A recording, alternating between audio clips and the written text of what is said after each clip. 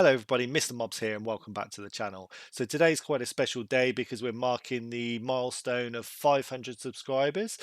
We've recently hit that milestone, so a massive thank you to everyone who's helped get to this stage in the channel. Really do appreciate that. The previous milestone was 250, so we've doubled that. The next milestone is going to be 1,000, so I'm going to look to double the amount of subscribers again. So massive thank you to everyone who has helped out achieve the goal. If you're watching this and you haven't hit the subscribe button yet, then please do to help us out. Like I say in all my videos, I don't get paid for this. I just do it for the love of VR. So all your support is really appreciated. Now, for every time we hit a milestone, I like to do something special. So for this 500 subscriber special, I wanted to do, in fact, I'm doing two videos. It's for the most visually impressive games that you can get on both standalone and PC VR. So you have one video that concentrates on the standalone titles, another one that concentrates on the PC VR titles. Now what I did is I put together a poll which I put on loads of different Facebook groups I'm on, asking you to vote of what your most visually impressive games were, the ones that you thought were the best. I've put all that information together and I've put in recordings for each of those videos, which will be contained within each of the videos that I post on the channel. So massive thank you again to everyone who's made this one happen. It has taken a while to put together. It's surprising how much work even videos like mine that aren't particularly well edited, they still take a long time to put together. So I'm really pleased to kind of get this far with the channel. Again, thank you ever so much for all your support, and I hope you enjoy the video and carry on watching. Thank you. Bye bye. Okay, so the first game we're starting off with is Seventh Guest VR. It's released on Meta Quest Standalone, but it's also been released on Steam and PSVR as well, I believe. So this game is visually quite impressive. It has received a Quest 3 visual update, a graphics update after it was released. It's a remake of an old PC game, one of the old 1990s multimedia PC games, but they've revamped it obviously in VR. What's something I really like about this game especially is the character models. So they've taken the old character models and they've brought them into VR. They've made them kind of 3D and almost kind of realistic style on there. So it's something that really impresses me about this game. I do like the gameplay as well. It's definitely one I would recommend if you haven't tried it already.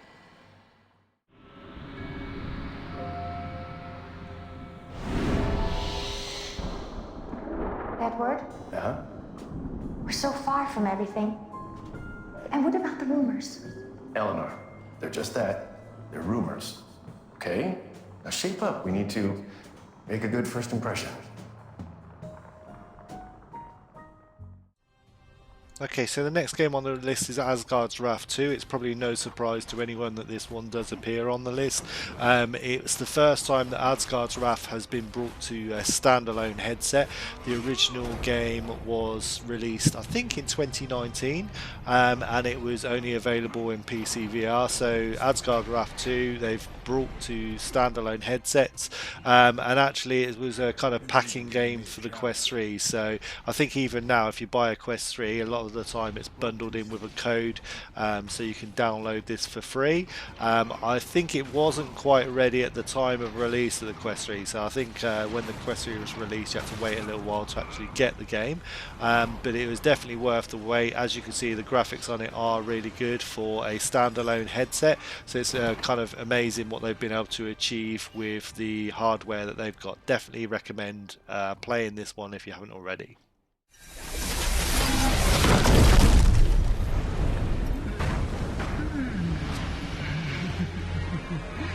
Chocolate!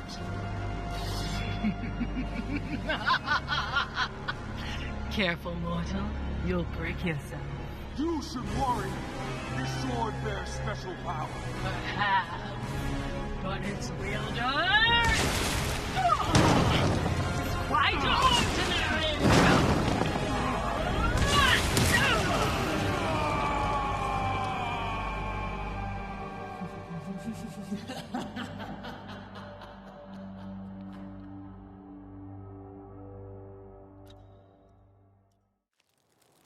Okay, so the next game, number 3, is Lies Beneath. It is quite a violent game, so if you're easily shocked, do skip on to the next game in the list.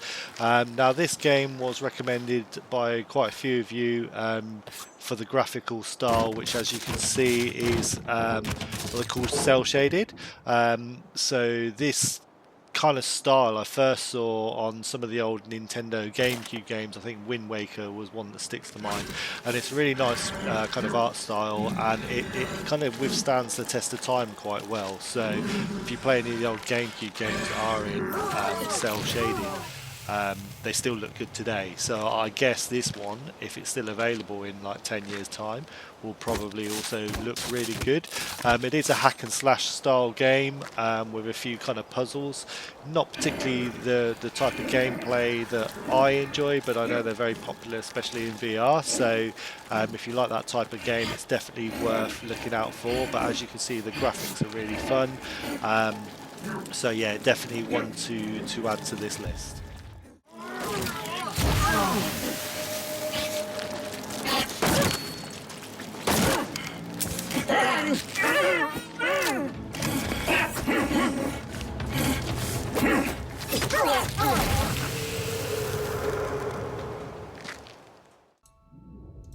Right, number 4 on the list is probably one of my favourite on the entire list. It's Moss 1 and 2. The video that you can see now is of Moss 2, or Moss Book 2 as they call it. Now, I really like this game. It's been out for a long time. Well, that Moss 1 was out on the old, the original Oculus Quest. 2 was released a year or so later, or a good few years later. Both of them very similar kind of art style. As you can see, you play as a mouse, you're in a third person, you kind of get to interact with objects around each of the kind of levels or areas. It's really kind of clever concept, and I really enjoy these kind of third person view style games in VR. It's something that's really kind of hard to kind of get across when you're watching it back in flat screen. But when you're actually in VR and you get to look around these worlds, they look really good. I like the detail that they've got here. A couple of you guys had voted these as your favourite, and I can understand why.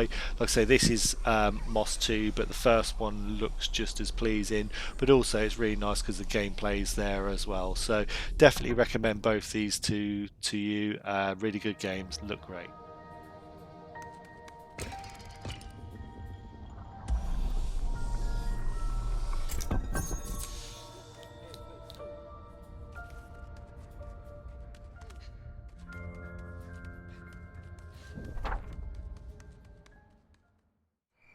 Okay, so the next one was voted by a few of you, and it's called Oniri. Now this one isn't actually a game, it's more of a tech demo, and for that reason I almost didn't add it to the list, but as it was put on the votes by you guys, I decided it was worth a mention.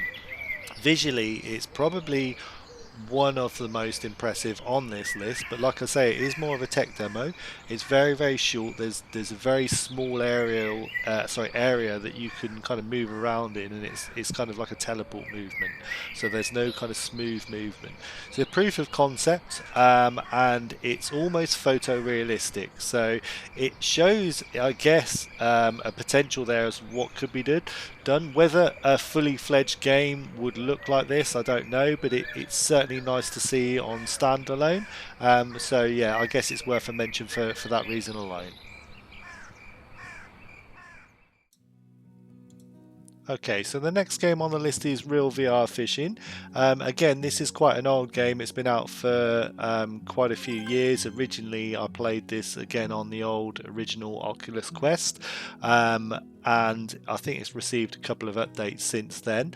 Now, there's various locations you can fish in, and when it kind of cuts to that, you'll see that the locations themselves are very photorealistic. So they've done a great job with the water, the scenery, and like the backdrop and that. So it is fishing, so if you're into fishing, then great.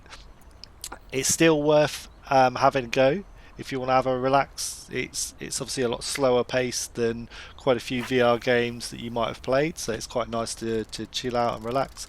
It's got some nice little features as well, like you can add a window on there and kind of browse YouTube, so you can have music or another video. You could be watching this video whilst you're fishing. I'm not sure, there might also be connection to Spotify, but I might be making that one up. But either way, there's some quite cool features there, and graphically it's so photorealistic. I thought it's definitely worth putting on this list, and it was voted by quite a few of you, so yeah, definitely one for the list.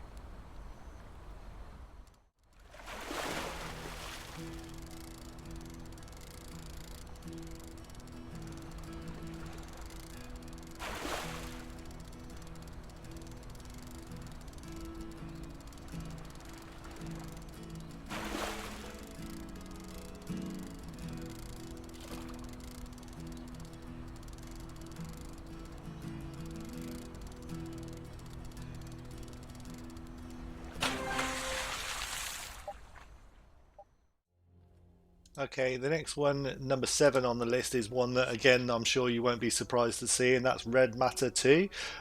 This is probably one of the better known kind of games for its visuals, its great visuals.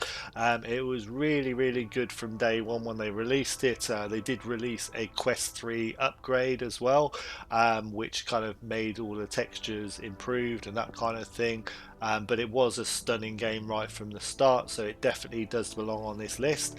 Again, this is a standalone game, but you can also get the PC VR version. I played the PC VR version through myself, and I've got to say there's not a massive difference between the two in my opinion, so it's definitely a good one to play through standalone if that's your option. So yeah, it's definitely worthy of putting on this list. It's a really good game as well, so it's not just a case of, oh yeah, it's got really, really good graphics. It is also quite a challenge. It's full of puzzles and that type of thing, so and some very fun kind of game mechanics as well. So yeah, definitely worth putting on this list. And as I say, it's probably no surprise to any of you because it's often talked about for its really good visuals.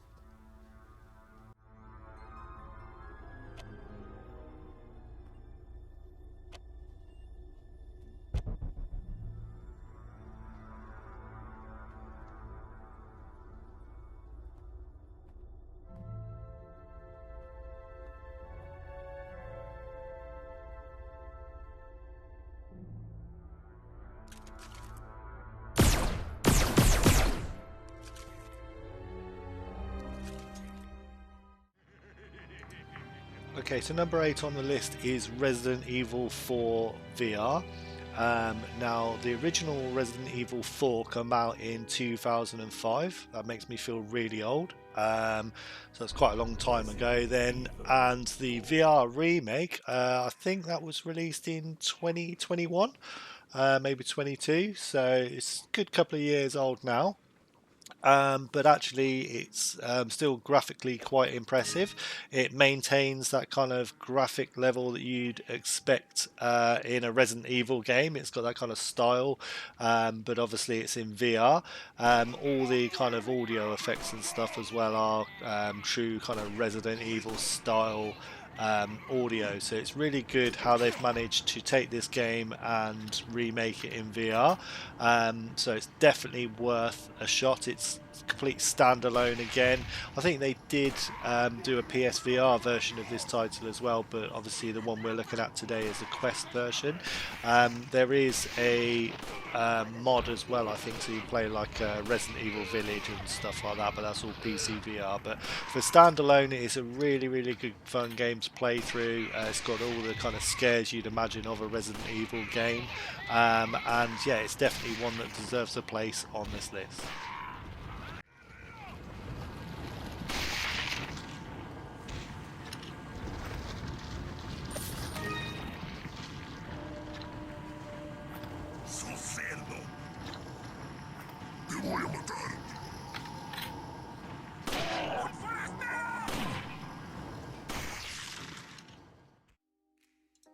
Okay, so the next one on the list, number 9, is 11 Table Tennis. Now this one was voted again by quite a few of you guys. Wasn't sure whether it deserved a spot on the list or not. It is what kind of makes it, I guess, quite impressive, especially is the kind of mixed reality mode, as you can see on the screen. It does serve a function, so whilst you're playing table tennis, you can be sure that you're not going to hit anything in your surrounding. These type of games where you kind of move a lot, so the tennis games or boxing games, for example, they do lend themselves really well to mixed reality, so I can see the benefit there. I guess it's a little bit of a cheat because, you know, it's not the kind of graphics of the actual game itself, it's the way it merges the graphics with the real life environment. Either so, it's a really, really good game to play, especially in mixed reality, and they do have several other environments though that you can go through. So as you see on the screen here, I'm just selecting another one. So there's different ones you can play through other than mixed reality, and the environments are still really nice. The actual ball physics and everything, it really does feel like you're playing table tennis. It's not like, if you remember some of the old kind of Wii Sports games and stuff like that, they were good for their time, but this does does feel very immersive. It does feel like you're playing table tennis. So if you put in the mixed reality mode, you've got a table tennis in your living room. Unfortunately, I don't play table tennis very well, or ping pong as I call it, but it's still really good fun to play, and you can play against a computer as I'm doing here, or you can play online against your friends or other people from around the world. So yeah, it's a decent game anyway, so I guess just for that alone it's worth going on the list.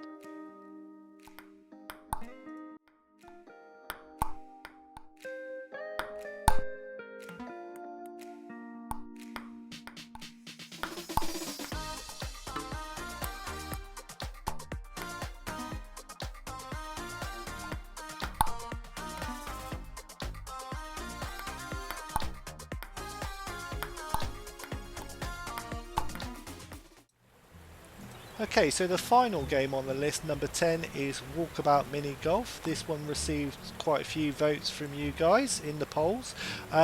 Now, the graphic style again on this one is almost cel shaded. It's very kind of cartoony style graphics, I guess. So they're not necessarily like realistic graphics, but they do look quite nice. It's quite visually pleasing, pleasing on the eye while you're playing a round of Crazy Golf. Now, this game is really popular with people, especially from the multiplayer side of things. It's really fun to play with other people.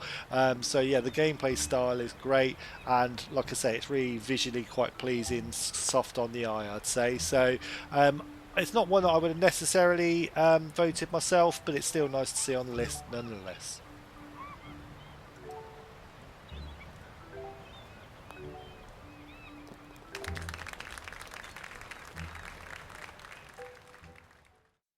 Okay, that's the end of the video. I hope you really enjoyed it. That's the top 10 most visually pleasing games voted by you guys, the viewers. Now, I just want to say a quick note that obviously we probably already know this, but just because a game is visually pleasing, it doesn't necessarily make it the most playable game, and vice versa. Some of the best games that I've played aren't the most visually pleasing. I did want to do a video just to show off like some of the best graphics available in VR at the moment, some of the kind of wow factor ones. But I just wanted to kind of point out that that doesn't mean that they're all the most playable ones, although most of them on the list I do quite like myself. But yeah, I just wanted to say that. If you haven't already checked out the other video on the channel that goes alongside this one, then please do check it out. If you're watching this and you haven't subscribed yet, then please do hit that subscribe button. Thank you very much for watching. Have a good day.